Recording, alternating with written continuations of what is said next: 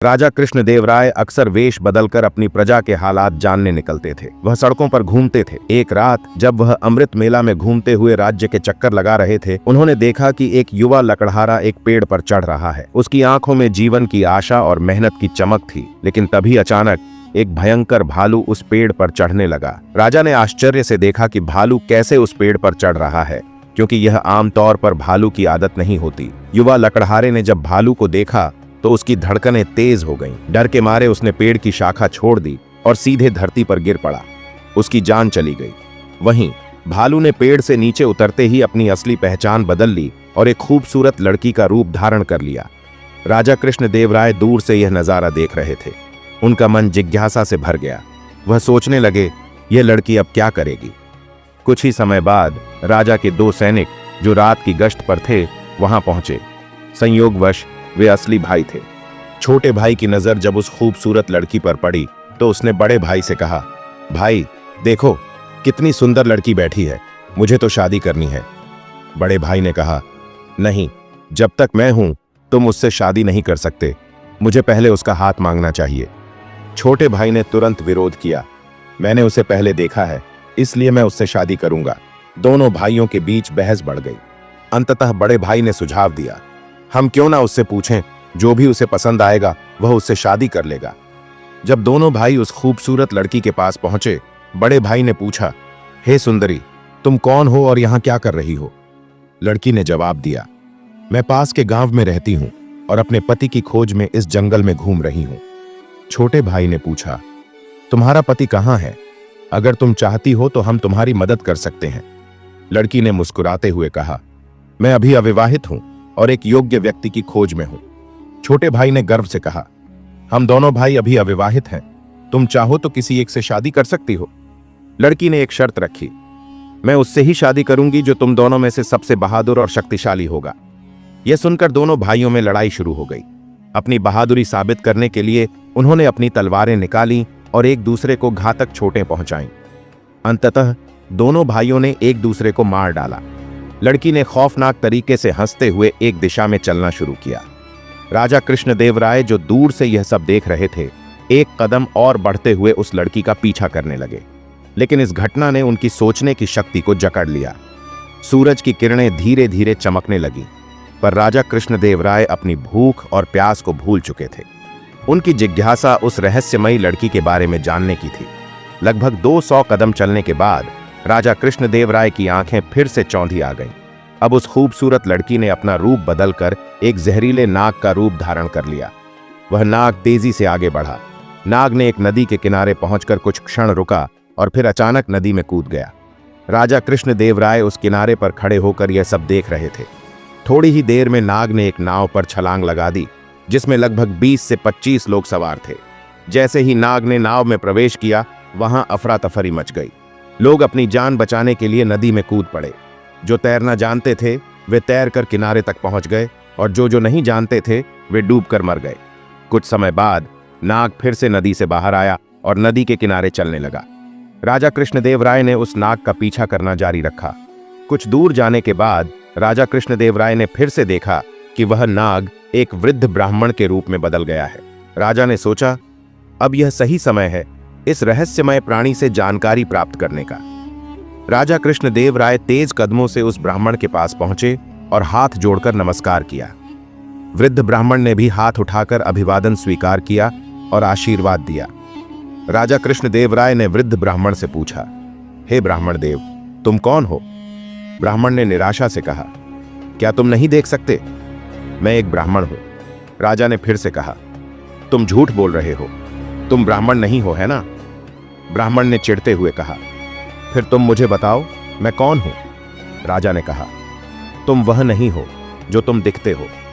ब्राह्मण ने उत्तर दिया, जो भी मैं हूं तुम्हें उससे क्या मतलब, तुम अपने काम से काम रखो और अपनी राह देखो। राजा कृष्णदेवराय ने दृढ़ता से कहा, मैं तुम्हें बिना सच जाने नहीं छोड़ सकता, तुम्हें सच बताना ही होगा। ब्राह्मण ने फिर कहा, मैंने तुमसे कहा ना कि मैं एक ब्राह्मण हूं। राजा ने कहा, तुम मुझसे झूठ नहीं बोल सकते, मैंने तुम्हें तब से देखा है जब तुमने लकड़हारे को मार डाला था। फिर तुमने एक सुंदर लड़की का रूप धारण किया और उन 2 सैनिकों को एक दूसरे को मारने पर मजबूर किया। फिर तुम जहरीले नाग में बदल गए और नदी में कूद पड़े।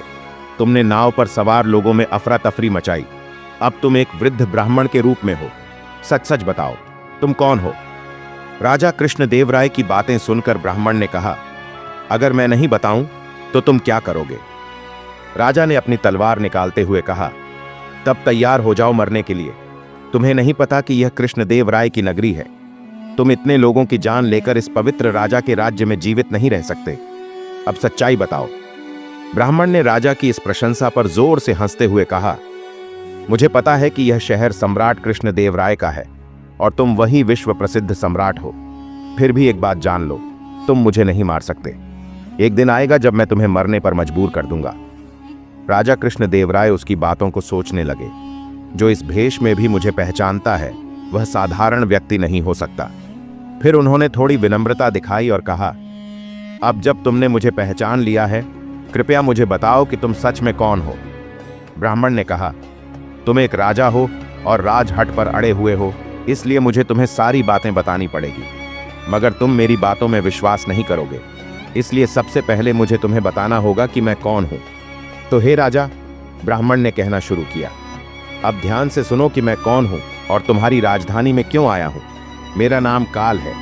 तुम जानते हो कि इस दुनिया में जन्म लेने वाले सभी जीवों की मृत्यु निश्चित है, इसलिए इस भूमि को मृत्यु लोक भी कहा जाता है।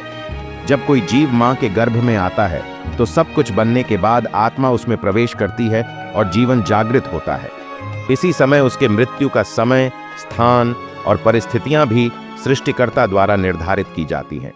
हे राजा, ब्राह्मण ने आगे कहा, तुम जानते हो कि चित्रगुप्त हर जीव की जीवन और मृत्यु का रिकॉर्ड रखते हैं। जब किसी जीव की मृत्यु का समय आता है तो वह धर्मराज को सूचित करते हैं। अब चूंकि सभी जीवों की मृत्यु और मुक्ति का विभाग भगवान शिव के पास है, इसलिए धर्मराज भगवान शिव से अनुमति मांगते हैं कि उस जीव को मृत्यु दी जाए। जब भगवान शिव अनुमति देते हैं तो धर्मराज मुझसे यानी काल से कहते हैं कि जाओ और उस व्यक्ति की जान ले लो। तब मैं इस मृत्यु लोक में आता हूं। ब्राह्मण ने अपनी बातें जारी रखी। मुझे पता होता है कि कौन जीव कब, कहां और किन परिस्थितियों में मरेगा। मैं उस जीव को निश्चित स्थान पर निश्चित समय पर पहुंचाता हूं जहां उसकी मृत्यु लिखी गई होती है। मैं वही परिस्थितियां और स्थिति बनाता हूं। हे राजा, ब्राह्मण ने कहा, मैंने उस लकड़हारे को नहीं मारा। राजा कृष्णदेवराय ने कहा, तुम फिर से झूठ बोल रहे हो। मैंने अपनी आंखों से देखा कि तुम उस लकड़हारे की मृत्यु का कारण बने। ब्राह्मण ने कहा, बिल्कुल, मैं कारण बनता हूं, लेकिन भौतिक लोग सोचते हैं कि लकड़हारा पेड़ से गिरकर मर गया और फिर मुझे धर्मराज के आदेश का पालन करना होता है। उसकी मृत्यु पेड़ से गिरने के कारण लिखी गई थी।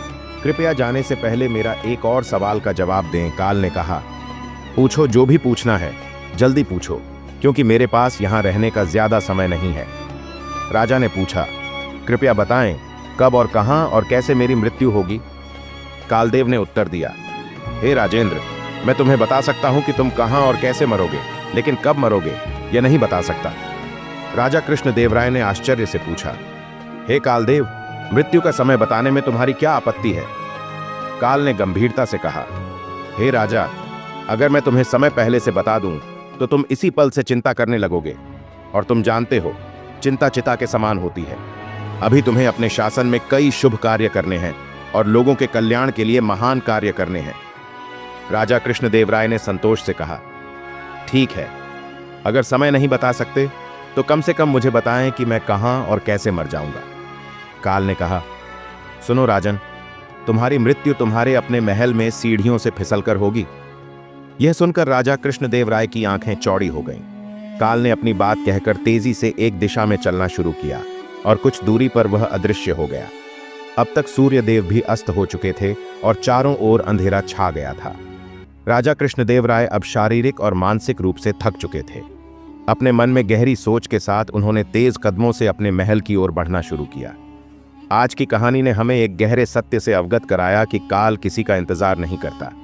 चाहे राजा कृष्णदेवराय हो या हम, हर किसी के जीवन में समय और परिस्थितियों की महत्वपूर्ण भूमिका होती है।